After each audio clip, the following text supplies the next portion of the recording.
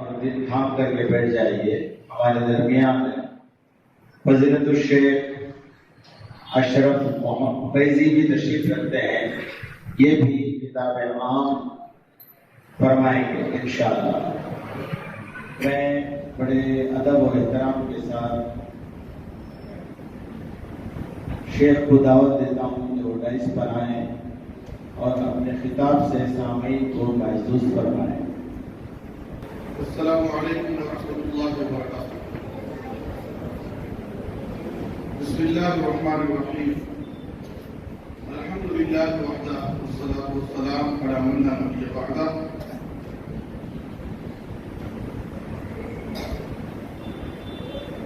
واشهد ان لا اله الا الله وحده لا شريك له واشهد ان محمدا عبده ورسوله. اما بعد فاعوذ باللہ من الشیطان الرجیم. بسم اللہ الرحمن الرحیم. یا ایھا الذین آمنوا قوا انفسکم واہلیکم نارا.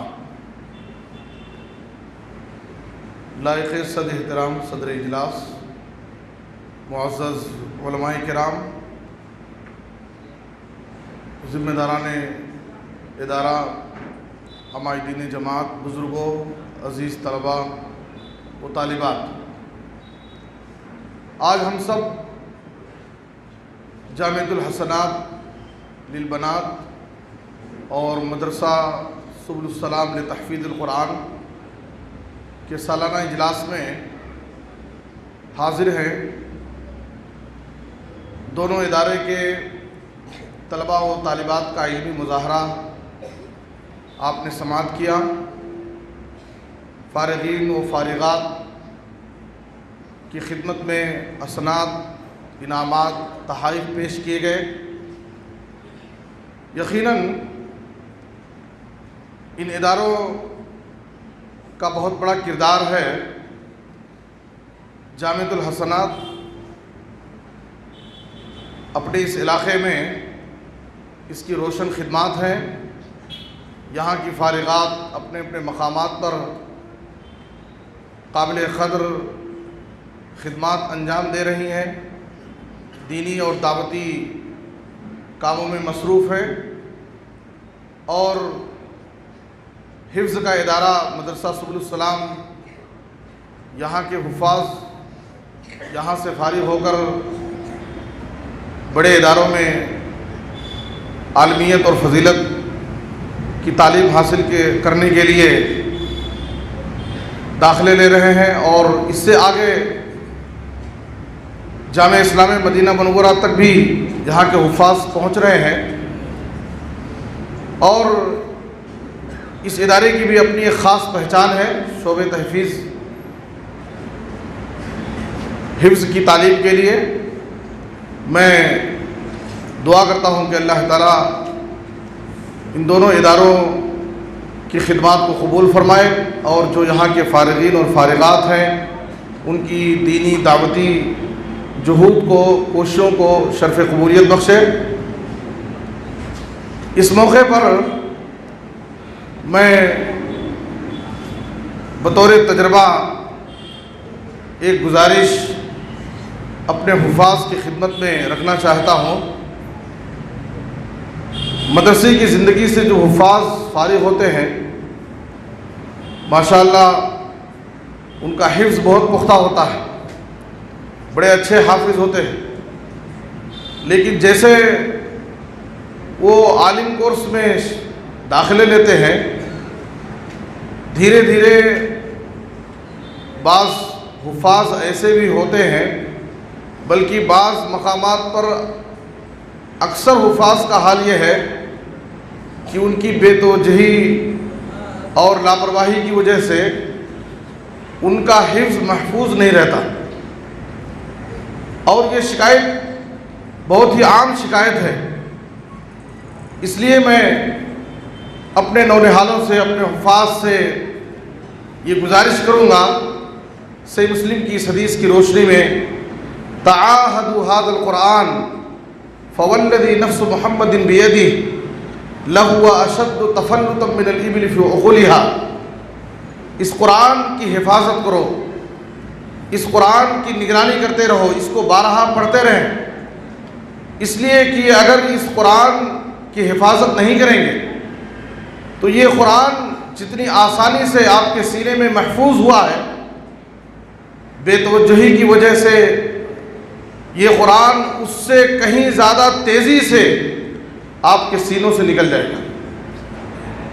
نبی صلی اللہ علیہ وسلم نے مثال دی کہ جس طرح سے اونٹ کو رسی سے چھڑا دیا جائے، بدھے ہوئے اونٹ کو، تو جتنا تیزی سے وہ بھاگتا ہے اس سے کہیں زیادہ تیزی سے ایک بندے کے حافظ قرآن کے سینے سے قرآن تیزی سے نکل جاتا ہے اگر وہ اس نعمت کی قدر نہ کرے اور اس کی حفاظت کی کوشش نہ کرے۔ بلا شبہ حافظ قرآن ہونا یہ اللہ رب العالمین کی بہت بڑی نعمت ہے اور حافظ قرآن کا بہت بڑا مقام ہے۔ اس پر خصوصی خطاب انشاءاللہ آپ مہمان خصوصی کی زبان سے آپ انشاءاللہ سنیں گے۔ میں آپ سے بس یہی گزارش کروں گا کہ اللہ رب العالمین نے جس نعمت سے آپ کو نوازا ہے، آپ اس نعمت کی قدر کریں اور ہمیشہ قرآن مجید سے جڑے رہیں۔ آپ قرآن مجید کا حق ادا کریں گے، قرآن مجید کی قدر کریں گے، اللہ تعالیٰ دونوں جہاں میں آپ کے مقام و مرتبے کو، آپ کے درجے کو بلند کرے گا۔ اور اس کے حوالے سے آپ کے اندر ذرہ برابر بھی ناقدری، سستی اور کوتاہی نہیں ہونی چاہیے۔ ہمیشہ روزانہ قرآن مجید پڑھنے کی، تلاوت کی آپ عادت ڈال لیں۔ صحابہ کرام کا طریقہ یہ تھا کہ صحابہ کرام جب آپس میں ایک دوسرے سے ملتے تھے تو قرآن مجید کے حوالے سے گفتگو کرتے تھے۔ نبی صلی اللہ علیہ وسلم نے صحیح بخاری کی حدیث ہے، ابو موسیٰ اشعری اور معاذ بن جبل رضی اللہ عنہ دونوں کو یمن روانہ کیا بحیثیت داعی، اور یمن کے دو علاقے تھے، ایک علاقے میں ابو موسیٰ اشعری کو اور ایک علاقے میں معاذ بن جبل رضی اللہ عنہ۔ دونوں جب اپنے علاقے کا دورہ کرتے تھے اور اپنے ساتھی کے قریبی علاقے تک پہنچتے تو ایک دوسرے سے ملاقات بھی کر لیتے تھے۔ ایک مرتبہ معاذ بن جبل رضی اللہ تعالیٰ عنہ دورہ کرتے ہوئے ابو موسیٰ اشعری کے علاقے کے قریب پہنچے، ان سے ملاقات کی اور ان سے سوال کیا، کیف تقرؤ القرآن، آپ قرآن کیسے پڑھتے ہیں؟ تو ابو موسیٰ اشعری رضی اللہ تعالیٰ عنہ نے کہا، قائما وقاعدا وعلی راحلتی، کبھی کھڑے ہو کر، کبھی بیٹھ کر کے، کبھی سواری پر سوار ہو کر کے بھی میں قرآن پڑھتے رہتا ہوں۔ اتفوقہ تفوقا، جیسے جیسے مجھے موقع ملتا ہے دن اور رات کی گھڑیوں میں تھوڑا تھوڑا میں قرآن پڑھتے رہتا ہوں۔ ابو موسیٰ اشعری رضی اللہ تعالیٰ عنہ نے معاذ بن جبل سے پوچھا، وَأَنْتَ كَيْفَ تَقْرَؤُ الْقُرْآنَ، آپ کیسے قرآن پڑھتے ہیں؟ تو انہوں نے کہا کہ میں رات کے آخری حصے میں قرآن پڑھتا ہوں، رات کے شروع حصے میں سو جاتا ہوں اور جب اپنی نیند کا ایک حصہ پورا کر لیتا ہوں تو آخری حصے میں اٹھ کر کے میں قیام اللیل میں قرآن مجید کی تلاوت کرتا ہوں۔ فَأَحْتَسِبُ نَوْمَتِي كَمَا أَحْتَسِبُ قَوْمَتِي، تو ایسا کرنے پر میں اپنے سونے پر بھی اللہ رب العالمین سے اجر و ثواب کی امید رکھتا ہوں جس طرح سے قیام اللیل پر اللہ سے اجر و ثواب کی امید رکھتا ہوں۔ تو یہ ہمارا طریقہ ہونا چاہیے، سلف صالحین کا یہی طریقہ تھا۔ ماہ رمضان قریب ہے، ماہ رمضان میں قرآن مجید سے خصوصی طور پر ہمارا تعلق قائم ہونا چاہیے۔ اللہ رب العالمین نے ماہ رمضان کی عظمت کا تعارف قرآن کے حوالے سے کرایا۔ شہر رمضان الذی انزل فیہ القرآن، نبی صلی اللہ علیہ وسلم باقاعدہ آپ صلی اللہ علیہ وسلم پر اللہ نے پورا قرآن نازل کیا، لیکن پھر بھی ہر سال نبی صلی اللہ علیہ وسلم رمضان کے مہینے میں جبریل علیہ السلام کے ساتھ قرآن مجید کا دورہ کرتے تھے۔ جس سال آپ صلی اللہ علیہ وسلم کی وفات ہوئی اس سال آپ نے قرآن مجید کا 2 مرتبہ دورہ کیا۔ اسلاف امت کا حال یہ تھا کہ قرآن مجید سے ماہ رمضان میں خصوصی طور پر جڑ جاتے تھے۔ امام زہری رحمۃ اللہ علیہ کہتے تھے، انما هو تلاوت القرآن و اطعام الطعام، یہ مہینہ تو قرآن مجید کی تلاوت اور کھانا کھلانے کا مہینہ ہے۔ امام مالک رحمۃ اللہ علیہ درس و تدریس بند کر کے پورے طور پر قرآن مجید سے جڑ جاتے تھے۔ امام احمد بن حنبل رحمۃ اللہ علیہ عام طور پر سال کے دوسرے دنوں میں ہفتے میں 1 مرتبہ قرآن مجید ختم کرتے تھے، لیکن رمضان کے مہینے میں 2 مرتبہ قرآن مجید ختم کرتے تھے۔ یہ ہمارے اسلاف امت کا حال تھا قرآن مجید کے تعلق سے۔ اس لیے میں اپنے معزز قابل قدر حفاظ سے یہ گزارش کروں گا کہ اللہ رب العالمین کی بہت بڑی نعمت ہے، اس نعمت کی قدر کریں اور اس کی حفاظت کریں، ہمیشہ اس سے جڑے رہیں۔ اللہ تعالیٰ اس کی برکت سے دونوں جہاں میں آپ کو عزت، سرفرازی، سعادت اور بہت بلند مقام عطا فرمائے گا۔ حافظ قرآن کا مقام بہت اونچا ہے، اور اس وقت میں بچوں کے جو سرپرست ہیں، ان کے والدین ہیں، ان سے بھی گزارش کروں گا کہ آپ ان بچوں کو تعلیم سے جوڑے رکھیں۔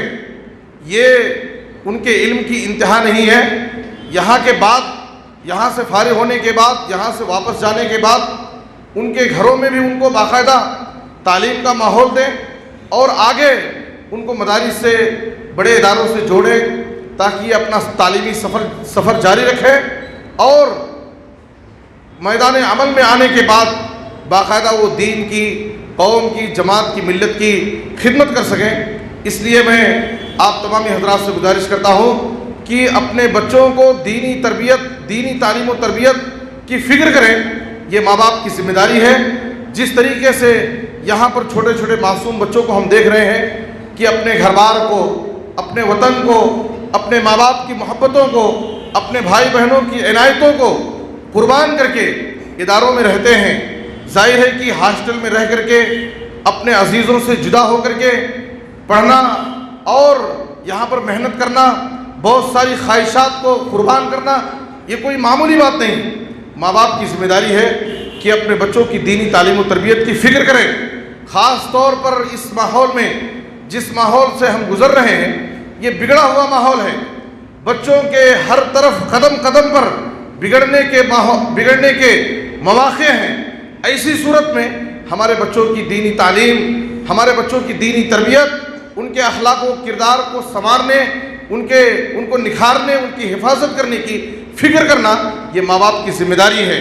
جناب محمد الرسول اللہ صلی اللہ علیہ وسلم نے فرمایا، الرجل راع علی اہل بیتہ وهو مسؤول عن رعیتہ والمرأة راعیۃ علی اہل بیت زوجها وولدہ وهي مسؤولۃ عنہم۔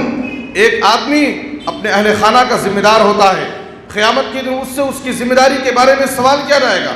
ایک خاتون اپنے شوہر کے گھر اور اس کے بچوں کی ذمہ دار ہوتی ہے، قیامت کے دن اس کی ذمہ داری کے بارے میں سوال کیا جائے گا۔ یہ اور بات ہے کہ ماں باپ دونوں بچوں کی تربیت کے ذمہ دار ہیں، لیکن فطری طور پر بچے اپنی ماؤں سے زیادہ قریب ہوتے ہیں اور زیادہ وقت اپنے ماؤں کے پاس گزارتے ہیں۔ اس لیے بچوں کی تربیت کے باب میں ماں کا کردار بہت زیادہ ہے۔ ایک ماں کی بہت بڑی ذمہ داری ہے کہ اپنے بچوں کی تربیت کی فکر کریں۔ ایک عربی مصری شاعر حافظ ابراہیم کا شعر بہت مشہور ہے، الام مدرسۃ اذا اعددتها اعددت شعبا طیب العراق۔ ماں یہ بچے کی پہلی درسگاہ ہوتی ہے۔ اگر آپ نے اس درسگاہ کو تیار کر لیا اور اس کی فکر کر لی تو گویا کہ آپ نے ایک پاکیزہ نسب والی قوم کو آپ نے تیار کر لیا۔ اس لیے ماؤں کی ذمہ داری ہے کہ اپنے بچوں کی دینی تربیت اور ان کے اخلاق و کردار کو سنوارنے کی باقاعدہ فکر کریں۔ یہ ان کی ذمہ داری ہے اور قیامت کے دن ان سے اس ذمہ داری کے بارے میں سوال کیا جائے گا۔ میں اسی پر اپنی گفتگو کو ختم کرتا ہوں، اس دعا کے ساتھ کہ اللہ تعالیٰ اس ادارے کو دن دگنی رات چوگنی ترقی عطا فرمائے، اور جو بھی کوششیں ہو رہی ہیں اللہ سب کی کوششوں کو شرف قبولیت بخشے۔ آمین تقبل یا رب العالمین۔ وصلی اللہ علی نبینا محمد و آلہ وصحبہ اجمعین۔